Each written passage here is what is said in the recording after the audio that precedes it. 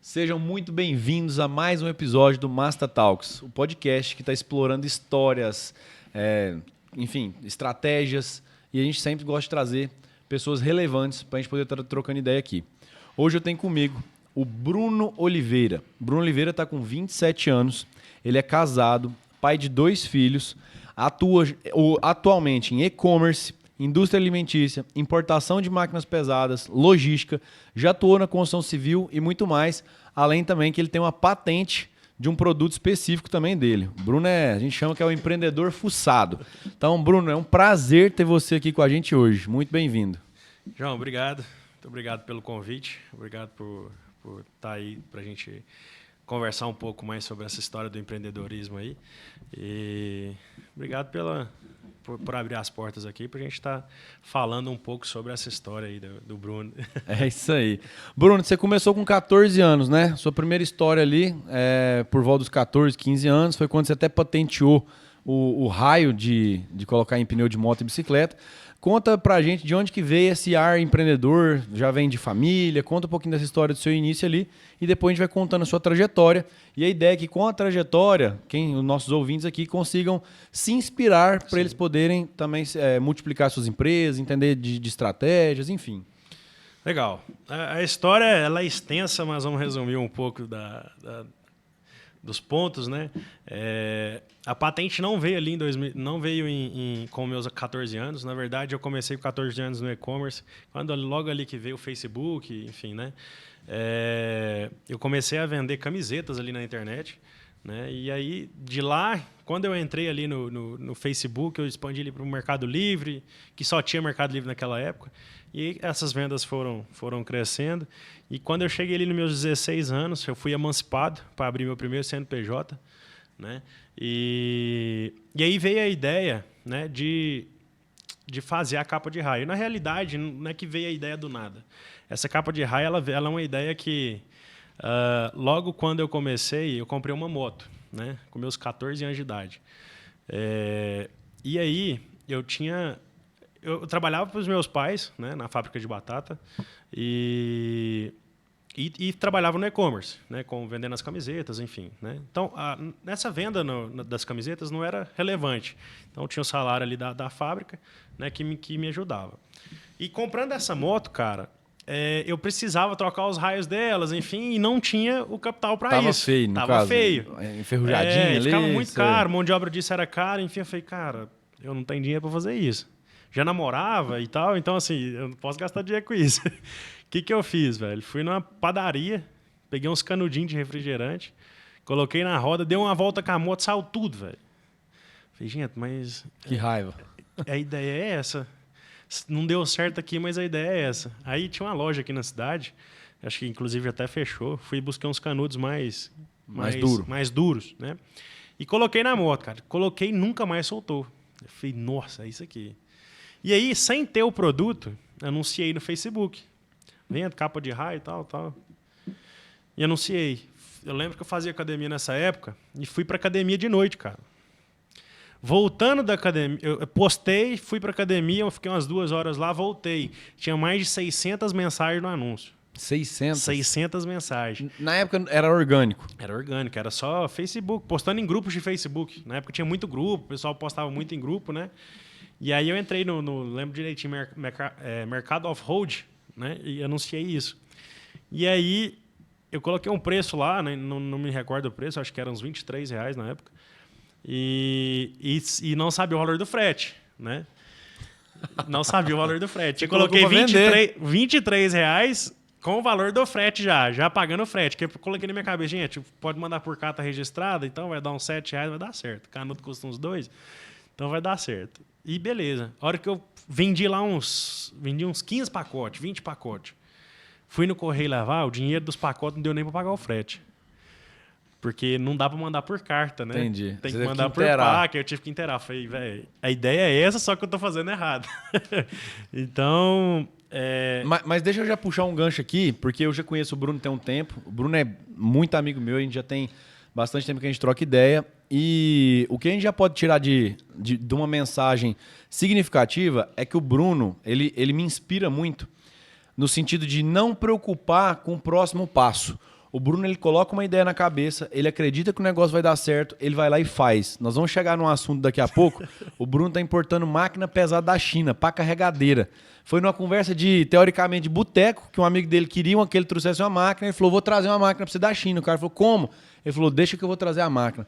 Então, muitas vezes, o empreendedor, o empresário, a pessoa às vezes que é CLT ainda que está começando, sim, ele quer saber todo o processo, quanto que vai dar de lucro, quanto que vai ser no final. Você só tem que confiar. Se você acredita que vai dar certo, coloca suas fichas naquilo ali, coloca energia que vai dar certo. Então você está falando que as suas primeiras 15 vendas deu errado, mas você falou, na verdade, você colocou o canudinho da padaria, não deu certo, foi numa loja e comprou um que deu melhor, vendeu o fresh, não deu certo, e a história ainda continua e talvez ainda dando mais errado aí. Que essa ideia permaneceu e deu errado ali no frete, eu comprei. Eu liguei na fábrica, solicitei lá que eu precisava comprar um canudo, só que específico, né? E eles não deixaram de me vender, me vendeu, né? Só que precisava ter uma quantidade mínima de cada cor para rodar na máquina, né? E essa quantidade mínima era 30 quilos por cor. Eu não sabia quanto seria 30 quilos. Tinha nem noção. Eu não tinha noção disso. Eu sabia que seria um valor que para mim era considerável alto para mim poder pagar isso se não desse certo. Mas eu mesmo assim peguei emprestado e comprei. Falei, se não der certo, eu me viro e pago isso minha mãe. Comprei, peguei emprestado com a minha mãe. E minha mãe sempre me apoiou demais, velho. Meu pai, anos. minha mãe, isso. Sempre me apoiou demais. Tudo que eu precisava, toda ideia que eu tinha, eles eu te empresto. E sempre deu tudo certo. Aí, eles me emprestaram, eu comprei, fiz esse pedido e chegou em casa, cara. Chegou que tanto de caixa de canudo. Era muito. Falei, meu Deus do céu, agora eu tô fodido. Como que faço pra vender isso, cara? E aí, todo canudo eu precisava cortar eles no meio. Para encaixar no raio da moto. Não vinha pronto. Não vinha pronto. Para encaixar no raio da moto. Só que aconteceu um problema, cara, nesse intermédio aí. Eu pedi a parede do canudo muito grossa e a tesoura não cortava. O que a gente tinha que fazer? Tinha que pegar uma bandeja de água, esquentar a água, colocar o canudo e cortar canudo por canudo, queimando a mão para poder... Quanto tempo você ficou nessa brincadeira? Cara, os 2 primeiros pedidos veio errado. Eu pedi um pouquinho mais grosso, no segundo pedido veio um pouquinho mais fino, mas também não serviu. Então, assim, mas resumindo a ideia, resumindo essa história, como Sim. que foi? Logo que chegou, eu montei um pedido, montei os caixinhas, os saquinhos, mandei fazer uma lapelinha, que inclusive era grampeada, e anunciei de novo no mercado off-road. Cara, eu não demorei uma semana para vender os 30 quilos. Foi uma semana, menos de uma semana para me vender tudo. E aí lojas começaram a me ligar, cara. Loja, distribuidora e tal, e eu não tinha esse produto ainda. E aí logo depois eu fui pedir mais 100 quilos de cada cor, veio essas 100 quilos. E aí daí... E tudo ainda cortando manual? Cortando manual. Meu Deus do céu. Cortava um por um. Aí a gente desenvolveu uma maquininha, o Matheus, um primo meu, desenvolveu uma maquininha que colocava o canudo dentro da maquininha assim, soltava, puxava e ele já saía cortado. E daí já resolveu demais, ajudou demais. Mas aí eu levava para várias pessoas cortar. Pagava lá, acho que sei lá, R$1 por pacote, um trem assim, que cada pacote vinha 76 unidades na nossa capa de raio. Eu pagava R$1 por pacote para vir contado e cortado. E aí eu distribuía aí na cidade aí dava certo. Achava algumas pessoas e no final do percurso aí dava certo. E aí eu cresci um pouco essa marca, a BR Race, né, que até hoje eu trabalho com ela, isso vai fazer 11 anos já, né? E aí, cara, eu comprei a máquina de produzir a capa de raio. Então, aí eu adaptei nessa máquina um de corte, enfim, que ela já saía cortada, então o processo mudou absurdamente, muito mais rápido, eu consegui ter a escala maior nisso, comecei a vender para distribuidoras, né? E aí veio a patente, enfim, né? Comecei a patentear esse produto. Você patenteou em que ano? Patenteei em 2018 esse produto. 2018. E você lançou ele em... Eu lancei ele em 2016. 2015. 2015, entendi. A patente, esse processo de patente levou quase uns 2 anos. Na verdade, eu comecei ele é chato mesmo. É chato, é bem difícil, é complexo. Às vezes você nem consegue. Mas eu como... Outra coisa do Bruno que vocês vão começar a perceber. O Bruno é o cara que ele começa um negócio, ele viu que deu certo, ele monta o ecossistema em cima. Então você começou comprando fornecedor, no final você tinha a máquina, hoje você é fornecedor, você é distribuidor, né? Hoje eu sou distribuidor. Hoje você é o distribuidor. Então depois a gente pode comentar também, além das máquinas pesadas, o Bruno agora, não sei se a gente pode dar um spoiler, mas ele já está pensando em montar uma nova produção, onde Sim. ele está montando uma fábrica de um determinado produto. Se ele quiser depois contar para nós aí também. Só finalizando essa história da BR Sim. Race, eu fui, né, começar uma produção disso aqui na cidade, mas chegou num determinado momento que eu vi que não valia a pena, então eu vendi esse maquinário e arrumei um fornecedor. Depois que a patente minha estava pronta, tudo certinho, eu arrumei um fornecedor, que inclusive é no Rio de Janeiro e até hoje não é meu fornecedor. E ele produz para você hoje? Ele produz para mim. Eu tenho um contrato de sigilo com ele, ele pode vender esse produto só para mim, né? Porque existe isso, gente, quem não sabe. Tem essa possibilidade, quem tem patente, você pode fazer um contrato de sigilo do produto e a pessoa pode produzir só para você. Então, assim, é algo que você não precisa ter fábrica, enfim, né? Só que até esse processo de patente é bom você ficar mais fechado para não ser copiado. E terminar de validar também validar a ideia, mas enfim, você tem que entender o processo no mercado, né? Você tem que entender o processo para você poder cobrar alguém que vai fazer isso para você. Se você não entende aquilo que você está fazendo, você não vai conseguir cobrar aquilo da pessoa. Sim. Né? Então, assim... o que eu falo sobre delegação, né? Exatamente. Delegar não é simplesmente, sei lá, e mandar fazer do jeito que você faz. Tem que ter processo, tem que ter parâmetro, tem que ter cobrança, tem que ter análise. Então, tipo assim, não é simplesmente só terceirizar. Hoje eu entendo do processo do início ao fim da capa de raio. Você começou usando canudinho de refrigerante. Exatamente. Ele deixou de ser um canudo e passou a ser um produto que vale muito mais que um canudo. Sim. Entendeu? Então, assim, é questão de gerar valor também num produto simples, né, cara? Depois disso, né?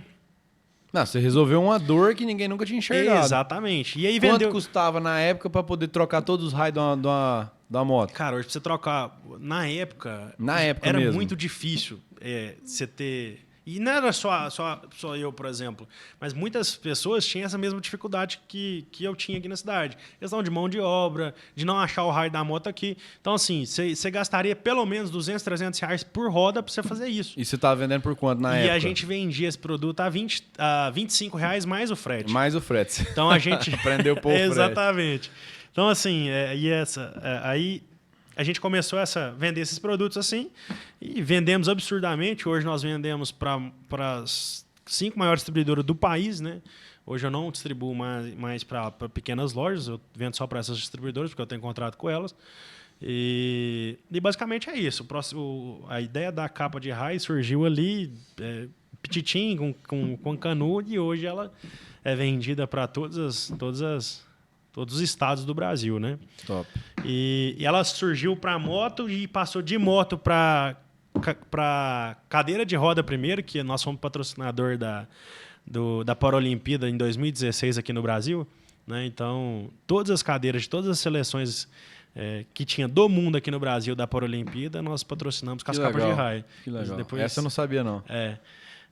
participei do Salão Moto Brasil, nós fomos convidados em 2018 para isso. Então, assim, a gente foi um processo legal de lá até aqui, assim. E aí você ficou só nisso durante quanto tempo? Só nisso, cara, eu fiquei uns 6 anos. Só uns 6 anos só nisso? 6 anos só nisso. E aí você saiu disso pra quê? Aí, não é que eu não saí disso, eu mantive nisso. Saiu vírgula, né? Eu falo assim, você expandiu então, no caso... na verdade, eu mantive na capa de raio, ganhei um dinheiro, fui pra construção civil. Eu lembro. Porque meus Foi pais... quando eu te conheci ali, né? Não, na verdade, isso aí eu já tava saindo naquela época. Não, em 2020... 2020 eu já tava saindo. Saindo da construção? Já. Foi quando eu te conheci, foi 2020. Tá saindo da construção já. Já tava saindo da construção. Meus pais sempre mexeu com isso, meu pai adora construção, meu irmão adora construção, mas eu não me adaptei com aquilo. É um processo demorado, eu gosto de algo mais ágil. Sim. Que gira mais rápido. Que gira mais rápido, né? E assim, às vezes... Eu diria que assim, o seu perfil ele é talvez mais tipo comerciante mesmo, que gosta de ver o giro ali, né? Exatamente.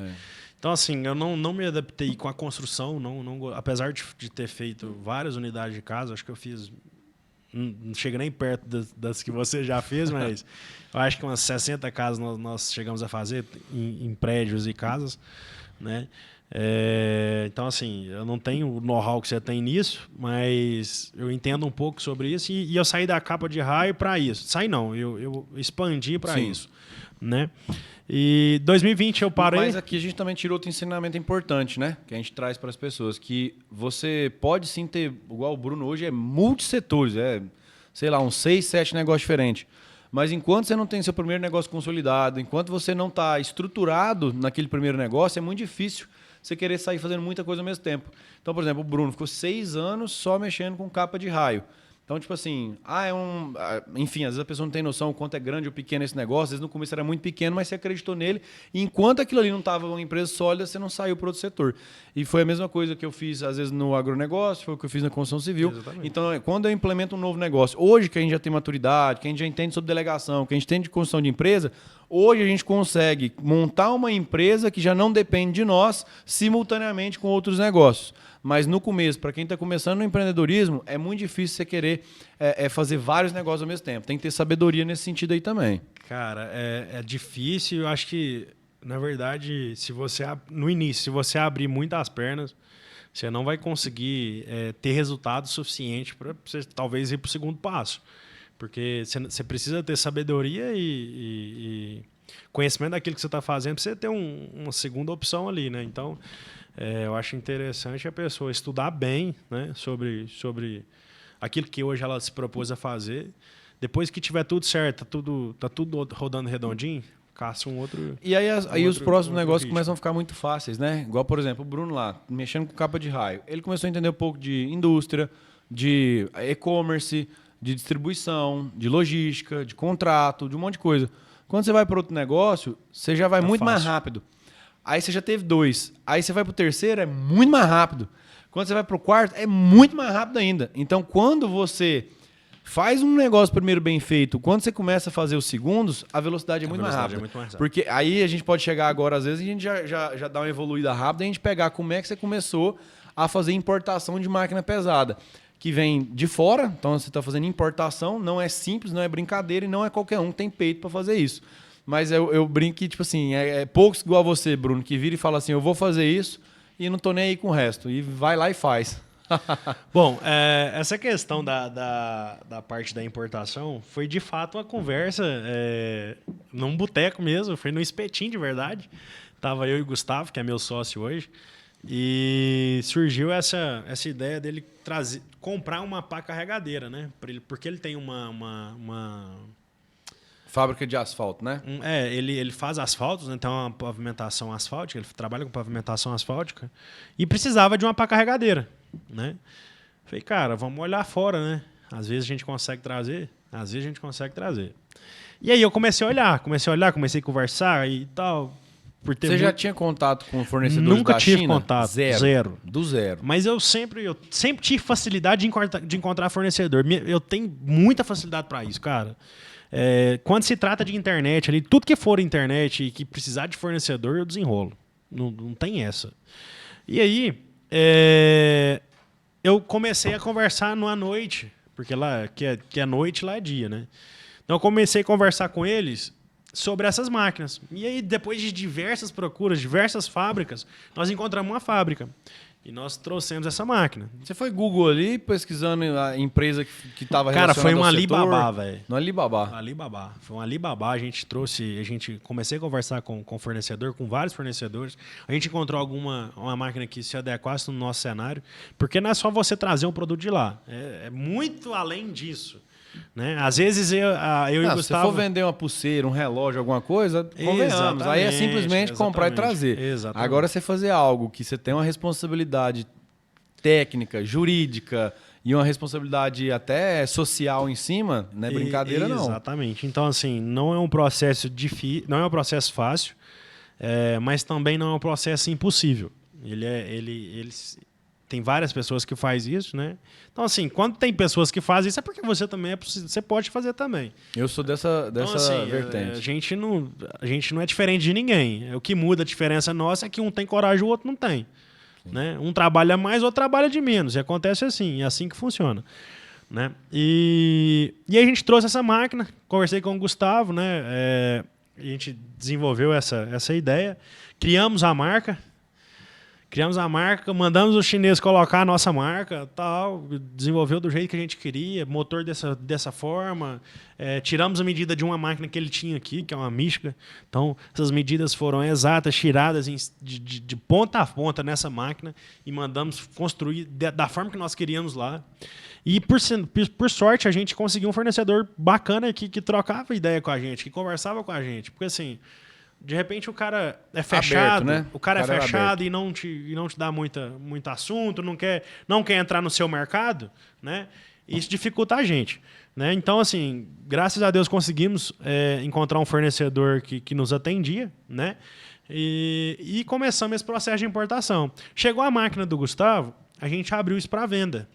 E o mercado, graças a Deus e graças ao Gustavo também, que tem muito conhecimento com o pessoal. Relacionamento. Né? Muito relacionamento, o pessoal confia demais nele. A gente conseguiu introduzir isso no mercado muito fácil. E, assim, não é uma máquina ruim, é uma máquina muito boa, foi uma máquina estudada de fato, e a gente conseguiu colocar isso no mercado. E está pegando no mercado até hoje, é uma empresa nova, né? Tem outras empresas antes disso, mas... Então, assim, é um processo que a gente consegue trazer, evoluir. É um processo difícil. Não é só trazer, você precisa de peça, você precisa de controle. Mas o que a gente pode, enfim, o que você pode trazer de ensinamento em relação a isso? Que acho que o que você falou ali, para mim, foi o que mais pegou. Que tem pessoas que têm coragem, tem pessoas que não têm coragem. Exatamente. Porque se tem alguém fazendo, o que vai depender é a coragem de um, a coragem de outro. É o que um trabalha mais, o outro trabalha menos, é a procrastinação de um ou de outro. Então, tipo assim, o que você fecha nessa questão para quem às vezes teve uma ideia de negócio, acredita que vai dar certo, mas trava na execução? Cara, eu tenho uma frase comigo que eu escutei, eu não me recordo muito bem se eu escutei ou se eu ouvi de alguém. Eu sei que ideia no papel ela não vale nada. Ideia nunca valeu nada. O que vale é a execução e essa ideia fora do papel, né?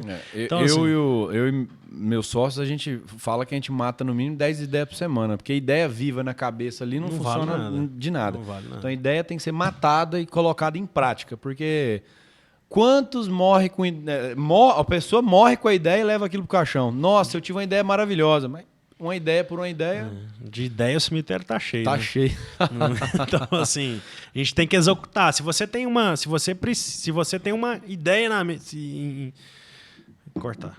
Se você pensa alguma coisa que possa dar certo, menor que você acha...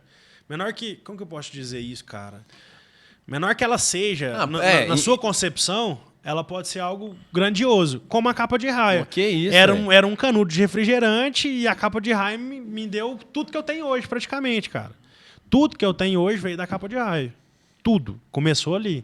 Eu ganhei muito dinheiro com a capa de raia. Eu saí de um menino que... Não, e a gente está falando de um negócio que era para solucionar um problema que era ridículo. Você poderia ter solucionado só para você ia ter ficado bam ali e tal. Outra pessoa poderia ter olhado e falado, desse cara aqui teve uma ideia boa. Ou pode ser que esse negócio nunca nem teria existido. Então, assim, era um negócio fútil que custava R$2 e que eu comecei a vender isso na internet e até hoje, eu vendo mais de R$250 mil por mês só disso.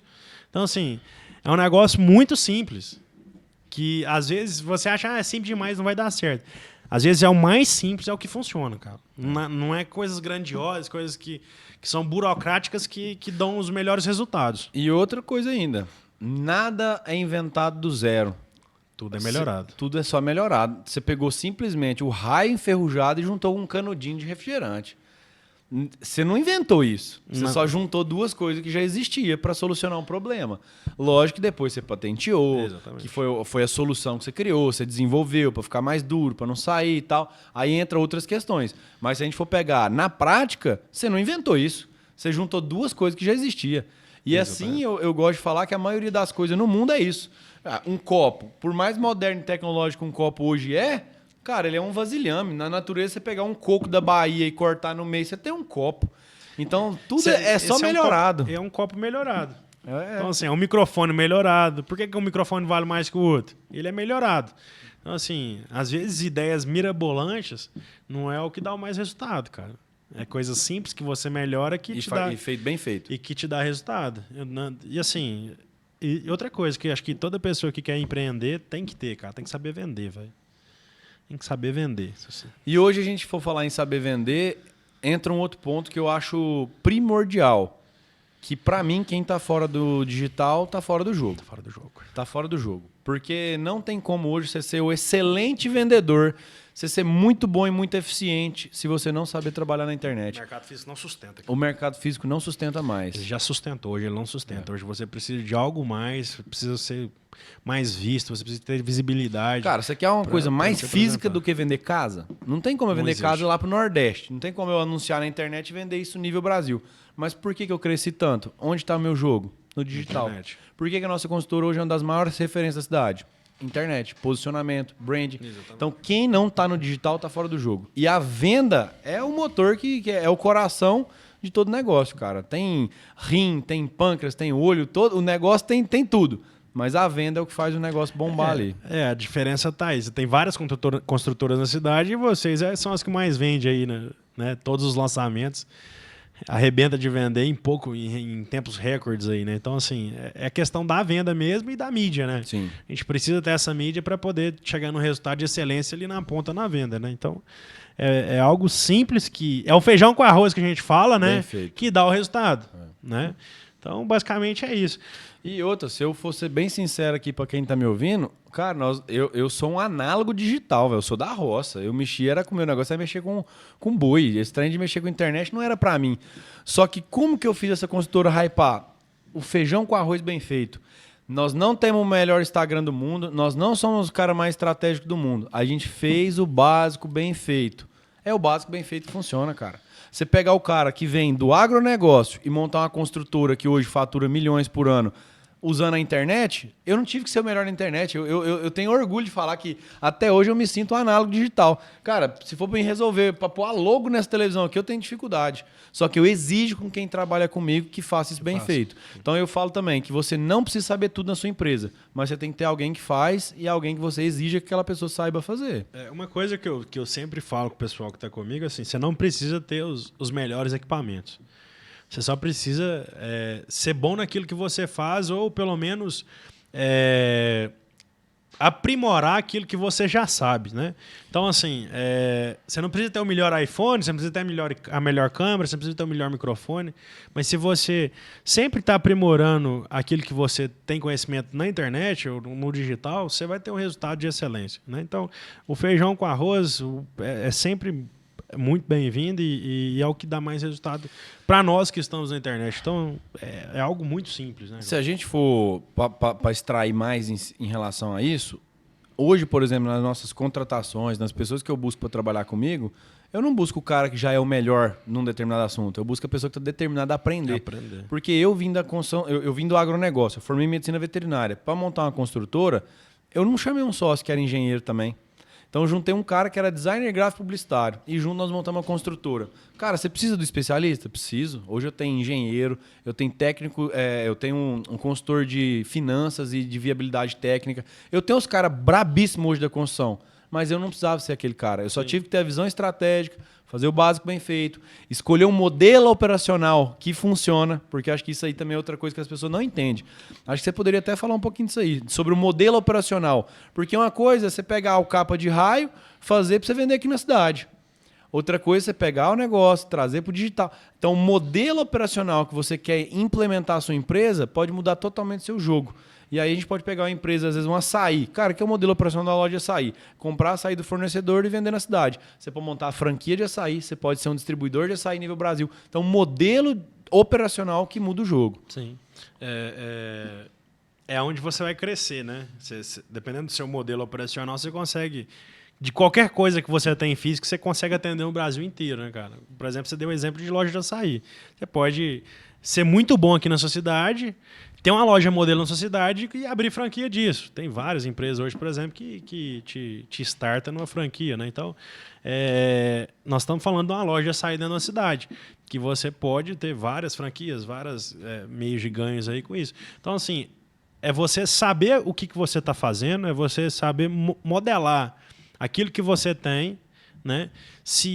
E saber onde você quer chegar também, né, João? De repente, se você não tem um ponto, você sai daqui, mas você não sabe que quer chegar aqui, qualquer lugar que você vai serve, né? Eu adoro isso aí, porque pra mim, inclusive até na minha mentoria, a primeira coisa que eu faço você sabe onde você quer chegar daqui 5, 10 anos? Daqui 2, 3, 5, 10 anos? Você tem clareza de onde você quer chegar? Justamente por isso. Quem não tem clareza de onde quer chegar, qualquer caminho serve. Qualquer caminho serve. E eu acho isso muito triste, porque às vezes as pessoas chegam com 30, 40 anos de idade e elas falam, e olham pra trás e vê onde ela tá, caralho, não era aqui que eu queria estar. E às vezes ela se arrepende muito. Por quê? Porque ela fez más escolhas lá atrás, porque ela não sabia, ela não tinha clareza de onde ela queria chegar. Exatamente. E ela chegou num lugar que não era pra ela. Então, assim, é exatamente isso. Quando você tem um ponto onde você quer chegar e tá focado naquilo, né? Você vai chegar lá. Quando você não tem, você não vai chegar em lugar nenhum. Ou talvez você vai chegar num lugar que às vezes Não, algum lugar você vai chegar. Às vezes você não é suficiente, não tá o suficiente para você, não era aquilo que você Sim. queria. E daí você se frustra, né? O que mais acontece também no empreendedorismo é frustração, né, cara? Mas você já passou por isso? Já. Com demais, certeza. Já Você demais. conta da sua empreitada nos tênis aí. Já demais. Cara, eu comecei... Só que hoje, na verdade, sim, a gente se frustra, acho que mais quando a gente tem... Quando a gente começa a acessar a maturidade, a frustração muda de nome. A gente simplesmente vai falar que aquilo ali não deu certo e foi mais um aprendizado. A gente acha que começa a ter frustração quando a gente é imaturo e a gente não sabe onde queria chegar direito. Foi exatamente o que aconteceu comigo nos tênis. Para quem não tá nos assistindo, né? Eu venho das camisetas, passei para a capa de raio, da capa de raio veio Shopee, Mercado Livre, Magalu e agora tem a Shein, né? E aí eu comecei a comprar tênis e vender tênis, né? Eu quebrei no meio desse processo, tá, gente? Quem não sabe aí, teve uma quebra muito grande. Então, assim, comecei devendo na rua, enfim. E aí veio os tênis, tá? Eu comprei os tênis, comecei a vender. E comecei a vender absurdamente. Comecei a vender muito. Eu comecei a vender num dia 30 par por dia, 15 par por dia. Depois eu comecei a vender 150 par por dia, 250 par por dia e cheguei na meta de 1.230 par por dia. Todos os dias eu vendia 1.230 pares. Chegar no final de semana eu tinha 3.000, 4.000 pares de tênis para entregar. E aí eu achei que eu estava arrebentando, né? E estava mesmo. Falei, quer saber? Eu vou comprar a fábrica de tênis. E aí eu me lasquei de novo. Então, assim... Às vezes, o que eu quero falar sobre isso? Às vezes, aonde você está, você tem que tomar cuidado com as escolhas que você faz. Porque às vezes você pode pôr tudo a perder. Eu comprei uma fábrica de tênis sem fazer conta. E quando eu estava com a fábrica paga, não fazia sentido ter aquilo, cara. Não tinha sentido ter aquilo. O lucro que retornava era irrisório. E aí, às vezes, eu tinha que tirar das vendas dos tênis para poder pôr dentro da fábrica. Bancar a fábrica. E um negócio é diferente do outro. A fábrica não poderia depender das minhas vendas aqui. Né? Mas Sim. Dependendo já indiretamente. Se eles forem para poder ser mais claras no modelo operacional, o ideal era você continuar comprando tênis de um cara que faz 50 mil sapatos por mês e ele tá te entregando só seus 10 mil tênis ali. Você só é mais um dos distribuidores dele, do que você virar e falar assim, não, agora eu vou montar essa operação inteira para eu fazer meus próprios tênis. Você atrelou duas operações que uma dependia totalmente da outra. Duas operações dependiam, uma dependia da outra. Eu não tinha conhecimento suficiente para fabricar um tênis, né? Aliás, não tinha conhecimento zero de fabricar um tênis. Só que foi a questão vou aumentar minha margem de lucro. E vou aumentar minha margem de lucro em R$2. Gente, não faz sentido às vezes, cara. Porque o trabalho operacional e administrativo, às vezes, era mais barato você continuar pagando. E o que aconteceu? Eu comecei a deixar minhas vendas aqui para cuidar da fábrica lá. E aí, as vendas foi caindo e a fábrica foi sugando tudo que a gente tinha, né? Até chegar um momento que eu tive que deixar a fábrica, voltar para as vendas, né? E aí, eu perdi um rio de dinheiro nessa fábrica, que não fez sentido nenhum, né? E continuei com as vendas dos tênis. Só que acontece quando você tem venda de tênis. Como você vende em grande escala, os fornecedores não conseguem te atender, João. Por isso que eu resolvi comprar essa fábrica. Quando você está vendendo 1.000 par, às vezes você consegue até vender 20 mil par de tênis por dia, por exemplo, se você quiser. Às vezes a pessoa acha que é difícil, mas não é. É um processo muito fácil. E aí o problema é ter fornecedor que te atenda sem pisar na bola com você. É o em que volume, mais entrega, em volume, em tudo. exatamente. Qualidade. Então, assim, foi aonde eu pensei em comprar minha fábrica. Nós compramos a fábrica junto com um sócio meu de Nova Serrana, um cara, gente finíssima. Só que não foi aquilo que nós esperávamos. Nem a gente conseguiu atender a gente. Entendeu o processo? E aí a gente deixou essa fábrica, voltou para nossa ideia ali do tênis, né? Foi dando certo essa ideia. E aí surgiu a logística, né? É outro processo. Mas aí daí foi interessante. A Shopee, o Mercado Livre, enfim, estava tudo nos Correios, né? E surgiu a oportunidade de comprar um agente de correio para poder enviar esses envios nossos. Já que a gente tinha uma quantidade de envio relevante, né? A gente resolveu enviar esses envios dentro da nossa agência de correio. Agência de correio. E aí começou a fazer sentido. Às vezes, eu não deveria ter comprado a fábrica de tênis. Eu deveria ter comprado a agência de correio direto para me aumentar a margem de lucro minha. Porque quem paga o frete é a Shopee, não sou eu, né? E o correio, ele devolve uma porcentagem do frete que a gente executa lá na agência. Então, assim, se eu teria que aumentar minha margem, eu deveria ter comprado a agência, não a fábrica. Mas você acabou fazendo isso também. Mas eu acabei fazendo isso também. Vendi a fábrica e comprei a agência. Comprei essa agência quase fechando, na verdade. E comecei a enviar meus pedidos para lá. E daí outros parceiros começaram a deixar esses pedidos também na nossa agência. E aí a gente chegou num dia que nossa agência faturava 30 mil reais por mês. E ela começou a faturar 350 mil por dia. E, então, assim, foi números exorbitantes em pouco prazo, tipo em 4 meses, que vários parceiros começaram a entregar lá devido à nossa logística, à agilidade, enfim, né? Parcerias também, relacionamentos. Exatamente. Então, eles começaram a deixar lá na porta da minha agência. Chegava carreta de tênis lá. Era carreta, cara. 25 mil par tinha dia. E aí surgiu essa oportunidade de ter essa agência, né? Então, a minha margem de lucro foi aumentada aí. Eu não deveria ter comprado uma fábrica, eu deveria ter comprado essa agência. Mas são processos que a gente vai, enfim, não dá certo. É normal, viu? Faz parte do processo. Faz parte do processo. Um dia você vai errar e não desiste, vai para outro caminho que vai dar certo. Inclusive, hoje você não mexe nada com tênis mais. Você não tem mais envolvimento com tênis, ou ainda tem? Eu tenho envolvimento com tênis ainda. Ainda tem. É uma parada que eu gosto demais da conta, que é vender nos marketplaces. E é um negócio que eu entendo, cara. Eu não tenho a fábrica de tênis, mas eu vendo nos marketplaces. Eu compro de fornecedores hoje que me atende muito bem, né? E eu ainda vendo, né? Não vendo a quantidade que eu vendia, que era os 1.300 par por dia, vendo metade disso, ou talvez até menos um pouco tem dia, mas ainda vendo, né? Porque eu descobri que vale mais eu ter só ficar na operação de venda do que ter a fábrica ou do que tomar conta de uma logística, né? Então, assim, eu ainda vendo, trabalho nesse setor porque eu gosto muito do e-commerce, gosto muito dos marketplaces, é um negócio que eu entendo demais. Qualquer coisa que eu ponho lá para vender, eu vendo no outro dia, eu entendo aquilo que eu faço. Sim. Né? E é isso, basicamente é isso. Mas também 6 anos mexendo só com raio de bicicleta dentro de marketplace, como é que ali, você não fica... Ali eu entendo, hein? Ali eu entendo.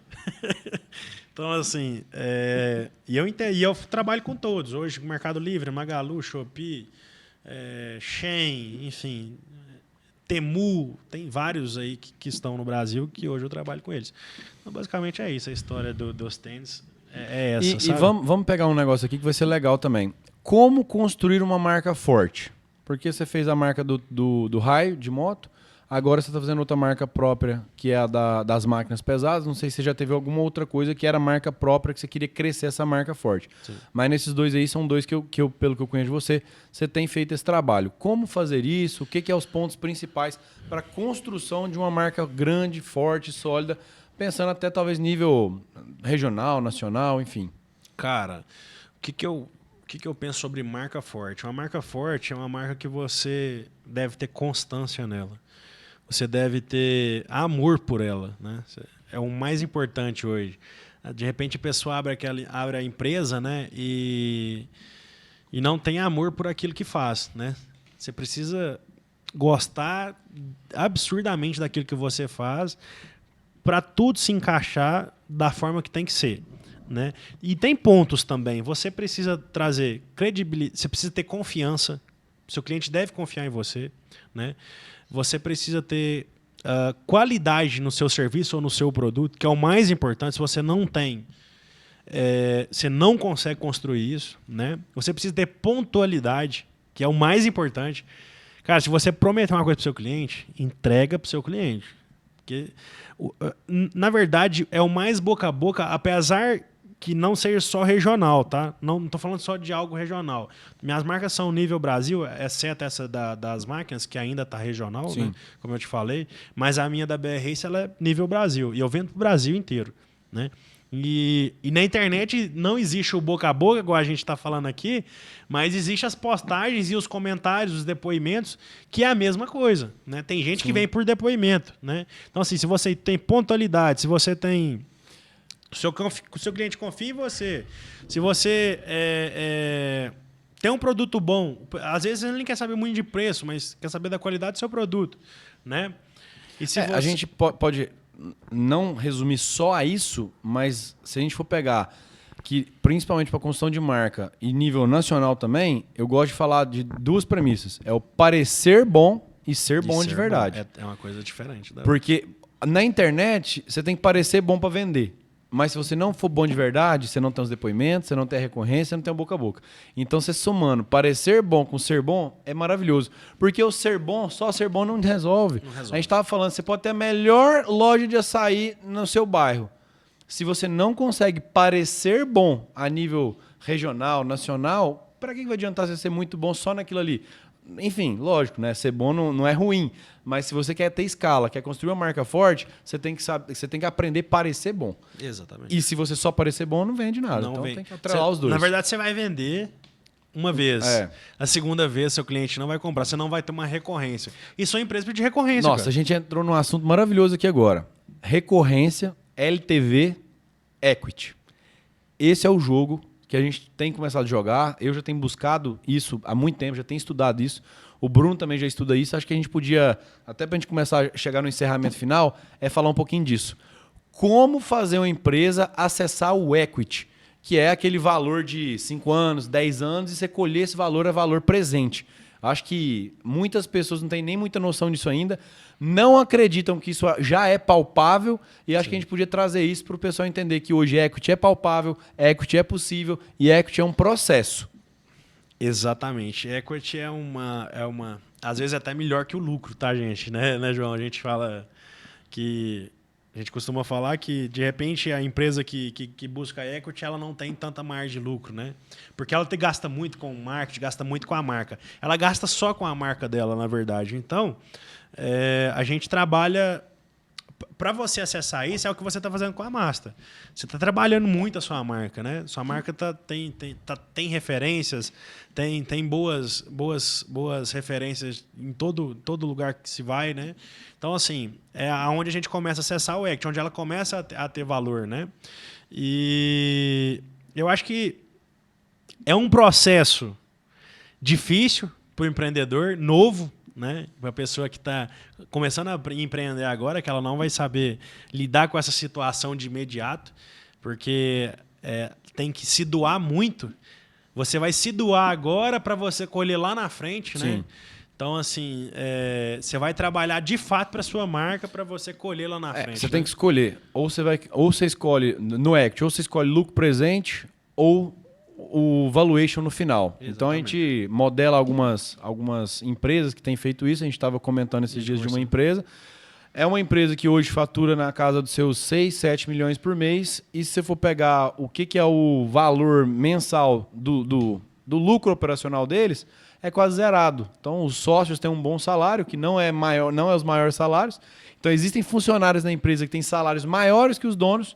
E o valor que, teoricamente, seria o lucro, esse valor ele é queimado para trazer novos clientes, porque eles estão aumentando a base de cliente, eles estão fazendo um trabalho muito forte de LTV, que LTV é o tempo de vida útil do seu cliente que você consegue vender para um cliente que já está na sua base, e é aí que a gente faz a conta do equity. Então, deixa eu ver se eu consigo resumir aqui para ficar mais claro, porque equity é um pouco difícil. Primeira coisa, equity. Equity é você receber a valor presente, ou seja, você conseguir liquidar, vender a sua empresa a valor presente, puxando 5, 6, 10 anos de faturamento futuro. Então, a empresa aí pode ser avaliada, sei lá, a gente teve um caso aqui na cidade de uma empresa que foi vendida avaliada em 110 milhões e foi vendido 51% da empresa por 55 milhões. Isso é equity. Se você pegar o faturamento da empresa, está longe dos 55 milhões dentro de um ano. Mas por que ela vale isso? Porque a empresa tem uma base de clientes. Essa base de clientes tem compra recorrente, que é o que a gente chama de LTV. É uma compra recorrente por um determinado período de tempo. Essa compra recorrente por um determinado período de tempo gera valor para sua empresa. Opa, peraí. Se o Bruno está na base de cliente da minha empresa e o Bruno gasta comigo X mil por mês ou X mil por ano, cara, quanto que a minha empresa vai valer?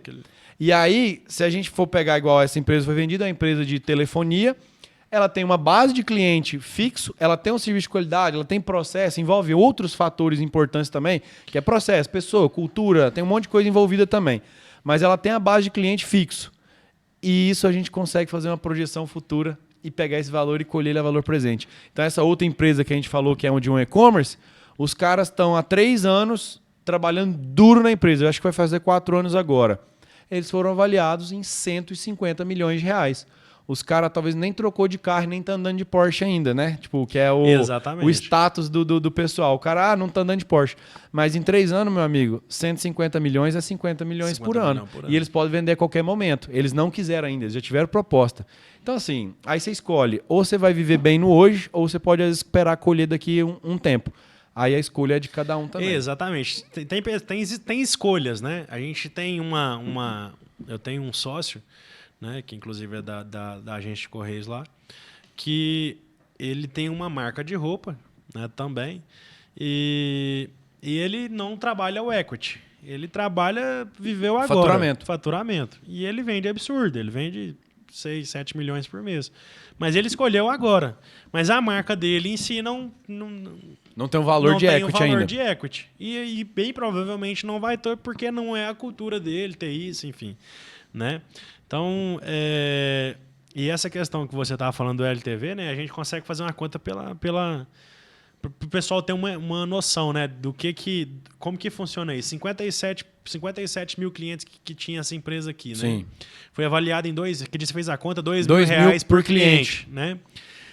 Só que vamos pôr que o ticket médio desse cliente lá, vamos falar que estava em torno de uns R$100. Mensal? Acredito que sim. Né? Então, a pessoa tem noção mais ou menos do que... Aí você vai pegar o ticket médio da cliente que ele gasta mensal, R$100. Então, R$1.200 por ano. Mas eles pagaram R$2.000 por cliente. Então, tipo assim, eles sacaram o valor de faturamento bruto que a empresa teria em 2 anos. Só que isso, bruto, né? Bruto. Nós não vamos de margem líquida. Então, talvez eles devem ter feito uma conta aí dos seus 6, 7 anos de empresa aí. E aí, o jogo do equity, como que ele funciona? Para que alguém vai pagar isso? É porque as pessoas ainda não conseguem entender. Mas, por exemplo, você pega uma empresa maior que comprou. Não sei qual empresa comprou, mas vamos inventar aqui que seja a empresa... Vamos pôr a Tchau. Tem a Oi, vamos pôr a Tchau aqui. Essa empresa, o equity dela é avaliado em 10. O faturamento dela em 10 anos. Se ela comprou uma empresa em 5 anos e pagou 55 milhões, quando essa empresa entra para a base dela, essa empresa é avaliada em 10 e não em 5, porque ela entrou na base da mãe. Então o cara já ganha dinheiro na compra de uma empresa dessa. Então esse jogo do equity, para quem começa a entender e começa a estudar um pouquinho, é um jogo que ele é diferente de ser jogado. Então assim, essa empresa que comprou, sei lá, essa empresa que foi vendida aqui tem 57 mil clientes, mas a que comprou tem 600 mil clientes, né? Então, esses 57 mil vão entrar para a base, ela pagou 2 mil nesses clientes. A hora que ela entra para a base da que comprou, às vezes passa a valer 4, 5. Por conta da questão, devido à quantidade de clientes que tem nessa base da mãe. Né? E quem vendeu, ele ganha 2 vezes, porque ele vendeu metade, na hora que a empresa comprou, ela já está ganhando, já está multiplicando para 4 ou para 5, esse número que foi avaliado em 2 mil, mas o cara que ainda tem metade da empresa, ele continua tendo o mesmo valor que a empresa não valia na mão dele. Daqui a pouco ele vende 2 vezes mais caro do que a empresa avaliou ele. Então loucura isso aí. É muito doido, né? Se você for parar para estudar direitinho esse negócio, e é o que a gente fala, parece que dá vontade, né? Tipo, é um negócio que, tipo assim, traz uma energia massa. Cara, é uma empresa que não começou, tipo, há 50 anos atrás, não. Nós estamos falando da empresa que começou, sei lá, uns 10 anos atrás. Por aí. A outra que a gente falou de 150 milhões. 4 anos. 4 anos vai fazer agora. Mas é porque o daqui começou a trabalhar essa questão de equity, a equity uns 3, 4 anos no máximo. A outra já começou fazendo isso, né? Mas enfim, o que você tem de recado final aqui para essa pessoa que está com vontade de montar um negócio, que ela quer, que está começando, que já tem um negócio, que ela precisa acessar, entender mais de modelo operacional, enfim, que você traz de conselho para quem está no mundo dos negócios aí? Pessoal, o conselho que eu dou é que é um só, na verdade.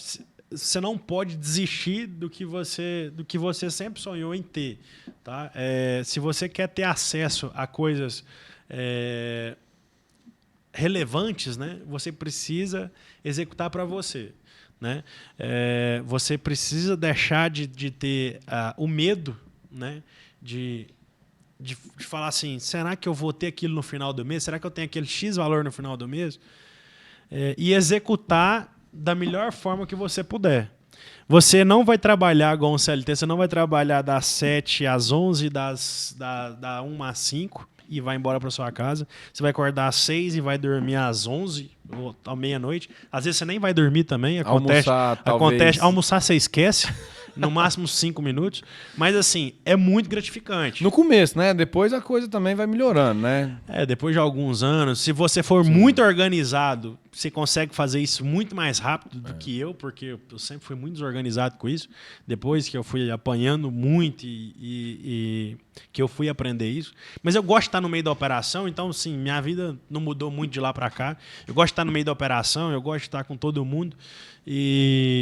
E assim, o que eu tenho para falar é que não desista se você tem um sonho, se você tem uma vontade de crescer, né? Execute aquilo que você sonha, deixa o medo de lado, a vida é uma só, né? E faça da melhor maneira que você puder. E se você trabalha para alguém, execute da melhor forma que você puder.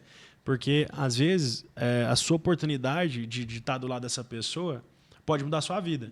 Por exemplo, eu vendi essa agência para esse sócio e ele me retribuiu vendendo ela de novo para mim porque ele não estava conseguindo lidar com ela.